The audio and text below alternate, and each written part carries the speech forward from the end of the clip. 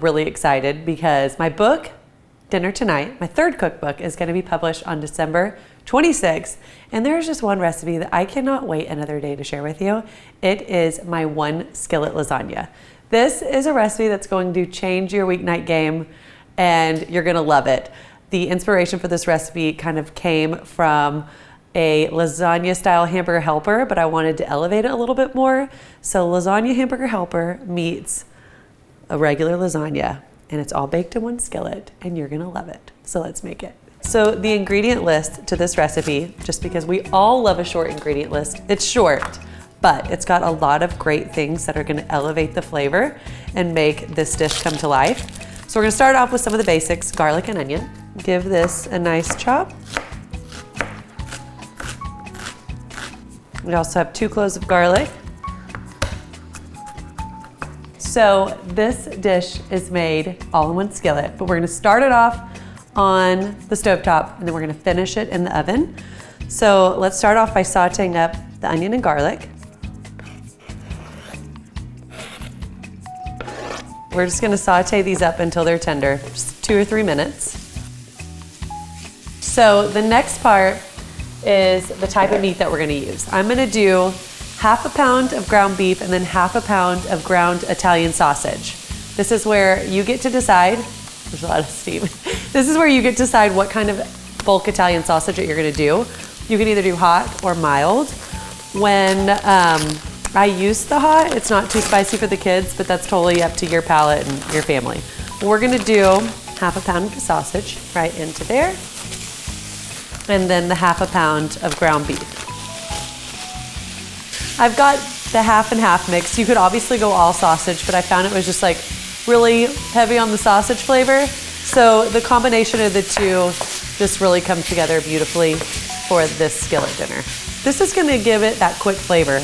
A lot of the dishes in my book, I'll kind of lean on things that carry big, bold flavor, like a store-bought sauce that goes into a skillet dinner like this, so that you can get quick flavor without using too many ingredients. So the sausage is gonna help add a lot of flavor, some spice, some of that fennel flavor as well, to make this dish come together more quickly and more beautifully.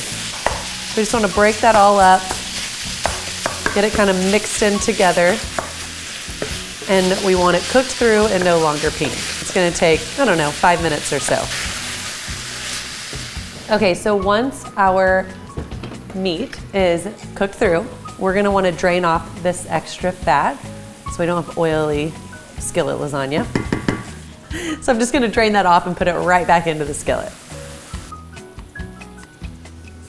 Okay, so now that we've drained off that fat, we don't wanna drain off all of our flavor. So we're gonna add about a teaspoon of salt here. And then we're gonna add, I mentioned, this book really leans on convenient items to make your dinners come together more easily. So here are 2 convenient items that I have. I bought some store-bought basil pesto. This one's from Central Market. You can make your own. That's your journey to choose if you make some for the week and meal prep it. And then also a jar of marinara. I'm using arrabbiata because y'all know I like it spicy, but I a lot of times will use regular marinara to make sure for my kiddos that it's a little less spicy. But I do prefer it personally with the arrabbiata. So we're gonna pour in that jar of marinara or arrabbiata, pick your poison, and then the store-bought pesto. We're gonna use this in a couple different stages of this recipe, but right now we're gonna stir in 1/3 cup of that basil pesto. This is gonna give it that bright, elevated, herbaceous flavor that we want without having to do a lot of work. And in the book, I have a basil pesto recipe that if you would prefer to make it homemade, you can. But I really like the one that my grocery store sells that's just as good. So I'll grab that. And also if you buy it like on the shelf-stable section, it also works great in this recipe too. We've tried it all the ways. It's been tested and approved in every way possible. So any basil pesto that you want to buy works great here. So I'm also going to zest about 1/2 a lemon into there. Again, this is just gonna add a good brightness to it, a little zing to our lasagna, and just a little bit of pepper. So that is the base of our lasagna now, and here's where things are gonna get kind of weird, but just trust me. We're gonna get the lasagna noodles out, and we're gonna do something kind of crazy. This is where the inspiration came from. I grew up on Hamburger Helper. I'm a 90s kid. And there was a lasagna hamburger helper. So I was kind of trying to make a lasagna hamburger helper, but elevated come to life. And it really just ended up being one heck of a skillet lasagna. And my grandfather's Italian. If he knew that I was doing this to lasagna noodles, he would probably be mad, but then he would taste it and he'd totally forgive me. So let's do the fun part. What we're gonna do is we're gonna take 6 ounces, so it's usually about half a box, 6 ounces of oven ready, the ones that you don't have to pre-boil, lasagna noodles. And we are going to sacrilegiously break them up and put them in there. You wanna try to get them like pieces like this, but it's pasta. It breaks kind of jagged, but just kind of go through and break them into more or less 1 to 2 inch pieces. I know, it's strange. Just watch and learn, people. You're just gonna break it all up into there and we're gonna stir it all in. Growing up, my mom always made lasagna. In fact, that was like her specialty. Like when we hosted people, she made lasagna and it was a labor of love. She made homemade sauce. She made, you know, everything from scratch. She built the lasagna and then she baked it and we all enjoyed it at the end of the day. And this is an easier way to enjoy the meal that we all love so much on any night of the week without the entire labor of love. And quite frankly, I know I'm gonna get some comments about what the heck are you doing to those poor noodles? But again, I know my Italian grandfather would approve.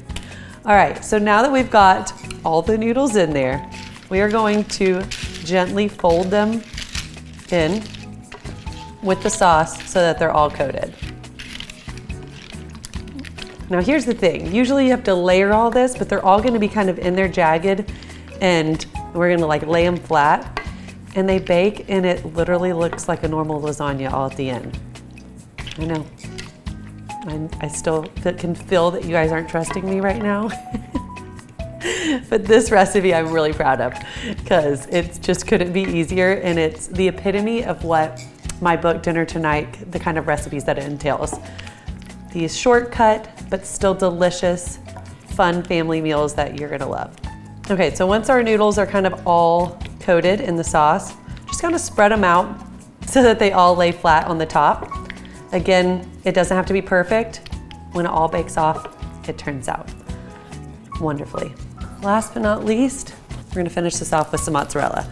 Usually lasagna has a lot more cheese in all the layers, so I really like this one. It feels a little lighter when you go to eat it because there's not all the ricotta and everything else, but you still get the lasagna flavors that you want to shine through, but a little bit lighter and a lot of it easier. So we're gonna take about half of this, more or less, slice it very thinly, and just place right on top of our lazy girl lasagna. Now that we have our mozzarella on there, we're just gonna take some of that basil pesto and just kind of dollop it across the top here. We're gonna take a sheet of foil, we're gonna cover this. Just try to be careful when you do set your foil on top that you're not like touching the mozzarella, because then you're gonna lift it up and you're gonna lose some mozzarella, which is the last thing we wanna do. So just kind of, you wanna get it fully covered, but you just don't wanna mush your mozzarella down. This is gonna go in 375, 15 minutes covered, then we're gonna uncover it and finish it. And meanwhile, I'm gonna clean my kitchen. It's been 15 minutes. All I'm doing is uncovering it. And then this is gonna continue to cook. The noodles are gonna get more tender. They're gonna absorb more of this liquid. And we want that mozzarella to get nice and brown. So it's gonna go in for about 8 to 10 more minutes. And that's all you gotta do. Oh, it smells so good. All right. You're gonna wanna let this rest for just like 5 minutes. All of this is gonna settle and absorb, and it's gonna cool ever so slightly because it's gonna be hot when you carve into it. So just give it like 5 minutes to rest. We'll garnish it with basil and then we can dig in. It's so easy. Because I love to decorate my food and make it look beautiful, we're gonna put a little bit of fresh basil to pair with our basil pesto. So we've got some fresh basil and this is literally ready to carve in and eat. This is also a great dinner to take to a friend. So if you wanted to cover with this with foil, tell them to reheat it at like 350 until it's nice and heated all the way through, just for like 10 minutes. You can do that as well. But you can see here that this all baked beautifully. You don't have weird jagged ends sticking out from every which way. It's really like a lasagna all made in one skillet. And I'm very proud of this dish because it couldn't be easier and it couldn't be more delicious. Time to serve. So I usually just put this on the table. We all carve in, we enjoy a lasagna. I'll make a simple side salad with it. Dinner served. And this is one that the kids request all the time when we have slumber parties, on busy weeknights, when they're in charge. This is what they choose. The first slice is always the hardest, so don't watch me. Just kidding. So cheesy, hold on. And that, my friends, is the One-Skillet Lasagna. You're gonna love this one. It's gonna be a staple for you, just like it is for my family. I can't wait for y'all to try it. Literally tastes like you've been cooking it all day.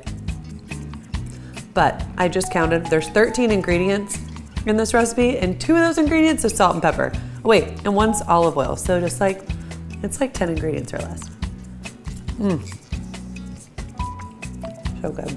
So this recipe and so many more like it, if you love skillet dinners, if you love one-pot meals, if you love sheet pan dinners, and you want that simple, approachable meal that's still bursting with flavor, my new book, Dinner Tonight, has it all. So I'm going to put the link to pre-order today. It'll be out December 26th. But in the meantime, I'm giving you this recipe early because I love you.